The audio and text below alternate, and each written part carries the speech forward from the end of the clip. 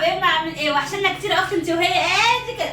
لو اول مره تشوفيني اختي مش تحطي لايكات، حطوا لنا لايكات كتير قوي قوي، وباركولي على اوضه النوم بتاعتي الجديده، واديني زغلطه حلوه كده اهوت. مش عارفه زغلطه يا جدعان عشان عندي ورد. باركولنا يا جدعان، جبنا اوضه جديده الحمد لله الحمد لله. في داعمه من السعوديه اسمها اسراء، ربنا يخليها ليا يا رب، دعمتني بفلوس وقالت لي هاتي بيها اللي انت عاوزاه يا ام زين. فانا قعدت افكر اجيب ايه، فقلت اجيب اوضه النوم. انا ما كنتش ناوي اجيبها خالص الايام ديت، اوكي؟ كنت اجيبها فين مش دلوقتي، وجبتها كمان قسط عشان لسه كمان هجيب حاجات بقى للعيد وكده. كل سنه وانتم طيبين. بصوا يا جدعان، فرحانه جدا جدا جدا، حتى من الفرحه مش عارفه ازعل. فشكرا يا اسراء، ربنا يخليكي ليا انت والشعب السعودي كلكم، والله العظيم بحبكم، كل الدنيا بحبها، يعني كل الدنيا فوق دماغي وبحبكم قوي قوي قوي. كل سنه وانتم طيبين. ده بقى شكل السرير، مالكمش دعوه بالحاجات اللي محطوطه دي كلها، دي هدومي بقى وكده اهوت. هنقعد بقى نطبق الحاجات ديت، وكمان جبت مرايه جديده. قلت بقى عشان الاوضه تريق على الدنيا، الاوضه يا جدعان بصوا يا جدعان مش هقول خالص. قلت عشان الاوضه جديده لازم بقى نجيب ملايه وسجاده، وجبت ستاره صغنونه وكلها على قدي، وهنظبط الدنيا. هنقعد نعمل التسريحه، وريهم بقى التسريحه يا محمد. بصوا جميله ازاي. لسه بقى هرص بقى المكياج والحاجات، ورص حاجتي كلها لان الدنيا كلها فوق بعضها.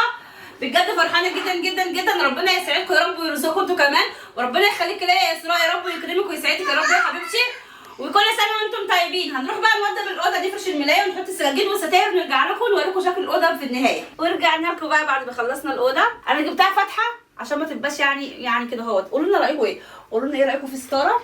بصوا انا جايباها غامقه شويه عن الاوضه عشان تريق، جايباها نوع قطيفه. اضاءتنا يمنع شويه الشمس، لان الشمس مدهولاني في الشتاء او في الصيف، الشمس جامده جدا في الاوضه. وجوزي بقى جاب اسمه ايه ده بتاع رمضان دوت علقها لي. الصراحه هو اللي ساعدني في الاوضه، يعتبر انا مش عامله 20% بس، هو اللي عامل بقى 80%. هو اللي حط الملايه، انا مسحت الارضيه، هو اللي فرش السجاجيد، هو اللي نفخ البلالين كلها وحاططها، فاشكروه بقى يا جدعان. هو اللي مظبط حاجات كتير. انا عملت التسريحه، قولوا لنا بقى ايه رايكم في التسريحه كده بعد ما رصيتها. هي الحاجات كتير انا حطاها فوق بعضها عشان مستعجله وعاوزه اخلص الحاجات عشان تعبانه شويه. قولوا لنا بقى ايه رايكم في المفارش ديت. بصوا دي جايبينها 2 للتسريحه و2 للكومودينات.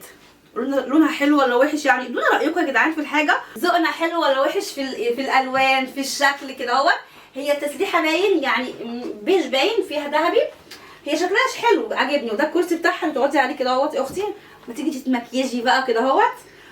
وبصوا بقى كنا هنحط التسريحه ديت مثلا الحته ديت عند الشباك. طبعا اول حاجه مش هنعرف نشغل التكييف عشان كرسي التكييف هنا اهوت، وكمان عشان الشباك عشان مش هنعرف نشمس وحاجات زي كده اهوت. طبعا الخروفين دول حاطينهم بتوع العيد الكبير بس عشان يدوا شكل على الترابيزه كده، يعني نوع بقى شويه ايه من الرومانسيه بقى وحاجات يعني حلوه. وزيت كده، والمخدات دي كده شكلها شيك ولا لا. قولوا لنا ايه رايكم يا جدعان، قولوا لنا رايكم. والسجاده ديت المشايه دي جبتها، جبت واحده هنا وواحده جنب السرير. وريهم محمد والله جبناهم كده عشوائي، يعني اخترنا اوضه النوم اتفقنا عليها وعربنا عليها وبعدين مشينا ورحنا جبنا السجاجيد، جبناها كده عشوائي، قسمناها كده من عند الراجل، جبنا باين مترين هنا ومتر ونص هنا وظبطناهم وجبناهم كده عشوائي، يعني مش مدققين في الحاجه، اوكي؟ والدولاب اهوت. قولوا لنا شكله يا جدعان، يعني ادينا رايكم يا جدعان. قولوا لنا كده الطريقه، الاوضه كده احسن ولا الاول؟ الاول كان السرير هنا اهوت والدولاب باين هنا اهوت والتسريحه الناحيه الثانيه. قولوا لنا كده الاحسن ولا الاول؟ هنفتح بقى الدولاب. انا ما طبقتش الملايات خالص نهائي، يعني بصوا اللي عنده بقى الدولاب الجرار دوت حلو ولا الدولاب الثانيه القديمه كانت احسن؟ قولوا لنا انهي الاحسن. ماشي بسم الله.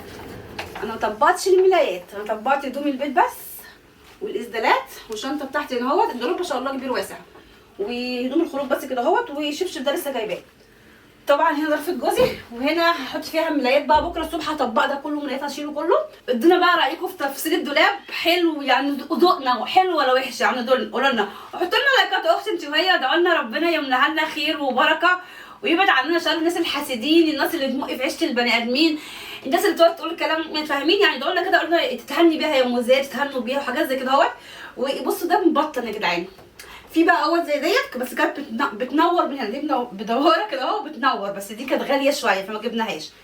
نرجع بقى للفوطه. بصوا بقى ديت الفوطه بنعلق عليها الفيوط. طبعا الروب بتاعك هدومك قلعتي اسدال ولا حاجه بتعلقيها هنا، ديت باين لونها بيج، يعني هي حلوه مش خفيفه قوي مش تقيله، لا حلوه يعني تستحمل، بس مش عاوزه هرك عيال، يعني مش ابنك يقعد يشربط عليها ويشد، لا تبقى انت وجوزك تستخدموها استخدام خفيف كده، حلوه تستحمل، لكن زياد لو دخل فيها هيكسرها لنا في ايه في دقيقه.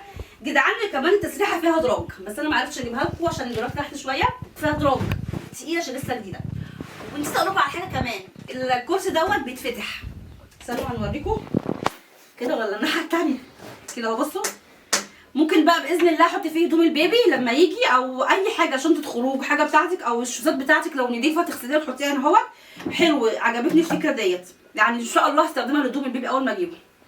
بصوا بقى فكره السرير جات لنا عشان باذن الله لما اولد، هي كده اعتبر الشقه ديت اول مره اولد فيها واول ربطتني كان عليا فيها، فلو كنا نايمنا البيبي تحت الشباك هنا والتكييف فكان هيعيا كتير، فالفكره جت في دماغي ان احنا نحط السرير هنا عشان البيبي لما ينام الناحيه الثانيه باذن الله ما يجروش برد بقى في الشتاء ويتعب، واحنا كمان يصدع من صوت التكييف والكلام ده، فهنا كده احسن. قلنا لهم رايكم يا جدعان، هنلف بقى عشان نوريكم السرير ونوريكم الدخله الناحيه الثانيه. جينا لكم بقى الناحيه الثانيه، بصوا بقى السرير، قولوا لنا ايه رايكم في الملايه. انا جبتها كده هو فاتحه والجوانب ديت عامله زي اللي في الدولاب الناحيه الثانيه، فاهمين انتوا؟ يعني مديه على بني على بيج، هي ديت اقرب لون لقيته يعني يليق على الاوضه، فضلنا ندور لقينا اللون ده بس يليق. قولوا لنا رايكم ايه فيها يا جدعان، حلوه ولا وحشه؟ قولوا لنا يا وحشه قولي وحشه، باذن الله هنجيب واحده كده يوم الوقفه بقى يا جدعان، عارفين؟ وحاطين بس القران ده عشان يمنع بقى الحسد وحاجات زي كده، والدرع بتاعنا. قولوا لنا ايه رايكم بقى في السرير المبطن ده، عملي ولا ايه؟ هو هينفعني وقت الولاده، يعني وقت ما اجي اولد اسند كده ظهري واكل شوربه والحاجات ديت باذن الله اقوم بالسلامه يا رب.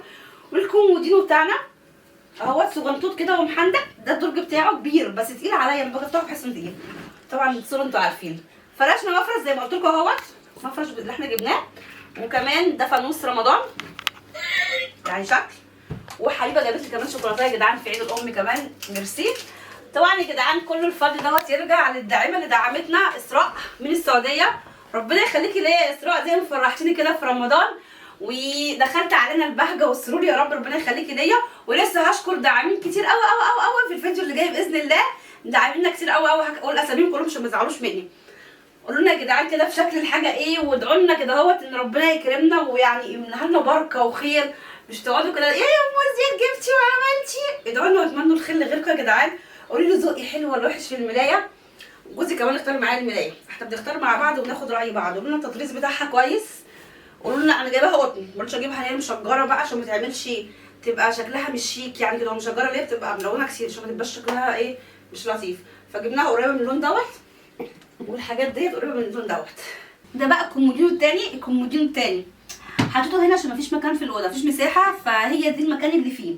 حطيت عليه الصب بتاعي، الصب ده قديمه اختي يعني، كنا شغالين عليه قران اول ما جبنا الاوضه وبخرنا ومسحنا بميه وبملح، في ناس كتير قالوا لي امسحي بميه بملح عشان ربنا يرزقك كده اهوت. فحطيت سماعات هنا، والدرج بتاعي هنا حاطه فيه بقى حاجات يعني حاجات خاصه حريمي، اوكي مش لازم نقول يعني يا جدعان. بصوا يا جدعان انا من فرحتي مش عارفه اقول لكم ايه الصراحه، لان انا من زمان كان نفسي ربنا يكرمني باوضه نوم. فانا لما بعت القديمه ما كنتش متوقعه ابدا اجيب اوضه نوم تاني، خلاص قلت بعد سنه 2 او شهور اجيبها قسط كده اهوت مع نفسي. فلقيت دي داعمه جات لي والله العظيم من عند ربنا، هي من السعوديه، فلقيتها بتكلمني وانا عاوزه ادعمك بمبلغ يعني مبلغ كده، قلت لها مفيش مشكله حتى اتكلمنا مع بعض وكده، ربنا يبارك لك يا رب يا اسراء. فهي قالت لي خدي المبلغ ده ساعدي بيه بنفسك، اوكي. فانا هجيب ايه يا ام زياد؟ فضربت في دماغي قلت اجيب اوضه نوم زي ما قلت لكم كده اهو في البدايه. فرحت اتفقت مع راجل اديته نص الفلوس، نصها عشان جبتها قسط، نصها يعني نص المبلغ، والنص التاني قلت اجيب بقى ايه هدوم عيد للعيال باذن الله لما جبنا العيد. فبجد والله فرحت قوي قوي قوي قوي فوق ما تتخيلوا، يعني قلبي سعيد من جوه، فرحانه قوي قوي لما تكون نفسك في حاجه بقالك فتره عاوزه تجيبيها ومش عارفه تجيبيها. بمسك ساعات فلوس كتير في ايدي، بس ببقي بقى حاجات في البيت، حاجات لعيالي، دروس، ملابس عيد، ملابس عاديه، اكل شرب نور، حاجات زي كده يعني، حاجات في البيت، مش بفكر اجيب لنفسي اوضه نوم. ومسكت فلوس كتير قوي قوي قوي، تعبي من اليوتيوب في اي حته بتعب وبلاقي ومش بلاقي في الاخر، يعني ما جبتش لنفسي اوضه نوم. فالنوبه دي بقى رحت لا جت في دماغي قلت لا نجيب اوضه نوم. جوزي قال لي لا نجيب اوضه نوم عشان كمان تبقى دخلت العيد علينا باذن الله تكون حلوه، يعني دخله حلوه كده عليكي، بدل ما كان هيجي العيد بقى وانت نايمه على مرتبه وكلكعه هدوم جنبك، وكمان انا حامل فانا بقى بتعب على ما اقوم من على الارض، بقعد بنهج كتير وجسمي بيوجعني اصلا. فبجد ربنا يخليكي ليا يا اسراء يا رب، ربنا يخليكي ليا يا رب ويسعدك يا رب ويكرمك ويخليك ولادك اذا عندك، ولو ما عندكيش ربنا يديك يا رب. فاسعدتني، ما تقعدوش تقولوا دي بتشحت وما اعرفش كده اهوت، لا يا حبيبتي الحمد لله ما طلبتش منها حاجه، هي من نفسها دخلت كلمتني وهي من نفسها دخلت دعمتني الحمد لله. فادعوا لنا يا جدعان كده اهوت، افضلوا ادعوا لنا واحنا ندعي لكم، فربنا يكرمكم يا رب. اللي نفسه يجيب حاجه، اللي نفسه يجيب اوضه نوم فربنا يبارك له يا رب باحلى حاجه. واللي نفسها تجيب بيبي ربنا يديها، واللي نفسها في شغلانه ربنا يا رب يعني يرزقها بشغلانه. تحطوا لنا لايكات يا اختي. واللي ما عندها اطفال ربنا يخليهم لها، واللي ما عندهاش ربنا يديها، واللي معاها وعاوزه تخاوي ربنا يديها. فاتمنوا الخير لغيركم وربنا يخليكم، اتمنوا الخير لغيركم وادعوا لنا. يعني احنا جبنا اوضه نوم ما جبناش فيلا، فباذن الله مع الوقت باذن الله اجيب فيلا. نفسي بجد اعيش في فيلا، بس مش دلوقتي يا اختي، كمان 5 6 7 سنين كده. اهو الواد ده النهارده لما دخل اوضه النوم بعد ما فرشناها قلت ايه؟ كانها اوضه فيلا. بيقول لي يا ماما كانها اوضه فيلا. بيقول له ده جميل قوي يا ماما، عاوزه اقعد فيها. قلت له باذن الله لما تكبر اعمل لك واحده زيها وكده، واذن الله ربنا يكرمنا في فيلا. واللي بتمنى من ربنا ان يخلي ولادي واعيش كده وابسطهم، يكملوا تعليمهم باذن الله، يشتغلوا شغلانه كويسه، بعد كده يعيشوا عيشه كويسه بقى باذن الله. لما يكبروا يعيشوا كويسه، عيشه كده تخليهم كويسين. يعني ده يتوظف، محمد يتوظف، يبقى عايشين مرتاحين، فاهمين؟ هو ده اللي انا بحلم بيه في حياتي. ولو وسعت بوسع عليا وعلى اولادي، مش بوسع على نفسي، مش بوسع يعني، فاهمين؟ بوسع انا اصلا كطبيعه ليا ايدي سخيه. يعني انا لما بيكون معايا حاجه ابدل الجميع، مش بحب انا اللي انا اخلي الحاجه ليا باخد بخل ولا الكلام ده، لا بحب يعني كده هو، فاهمين؟ لاولادي لاي حد. فدقولنا يا جدعان كده اهوت، يعني الاوضه دي تميلي بركه وحب بقى وحنان، مش يحصل خناقه بيني وبين جوزي بقى ونمسك في بعض بقى صح ده؟ بس قولوا يا رب، قولوا يا رب. يا رب ما كنتش مثلا في البيت، ما يبقاش في بقى مشكله في البيت، لان في ناس ساعات بتجيب حاجه زي كده تاني يوم بقى يحصل مشكله بينها وبين جوزها، يمسكوا ببعض وحاجات مش كويسه. فدعونا ربنا يا رب يمنع عننا اي حاجه وحشه يا رب بره البيت. انا بخرت اول ما جينا هنا اهوت، بخرنا الاوضه ورشيت ملح في كل حته ومسحتها بميه. اهل السعوديه قالوا لي مسحي بميه ايه وورق غار، ورق غار. قلت لهم يعني ايه ورق غار؟ قالوا لي يعني ورق رورو. فانا جبته وبخرت بيه وظبطت الدنيا ومسحنا ببيض ملح وظبطنا الدنيا 100 100. فبس كده اهو. كل سنه وانتم طيبين بقى يا حبايبنا، باذن الله يجي العيد كده علينا وتكونوا بصحه وسعاده وحاجات جميله كده اهو. وربنا يخليكم ليا يا الناس الجميله اللي بتكتب تعليقات جميله. عاوزاكم بقى تدعمونا بلايكات كتير قوي قوي قوي قوي قوي. يعني كل اللي يشوف الفيديو يحط لنا لايك ويقول لنا ربنا يبارك لك في الواد يا ام زياد ويكفيكي شر العيد بقى والحاجات الوحشه ديت، ويخليكم ليا يا حبايبنا. كل سنه وانتم طيبين. وخلاص كده الفيديو بتاعنا خلص، وكان معاكم ام زياد وهبه. قبل ما نقفل يا جدعان محمد هيفرجكم على الوضع كده اهو بالتفاصيل واحده واحده، ويحط لنا لايكات. وخلاص كده نقول ايه؟ والسلام عليكم ورحمه الله وبركاته. باي باي.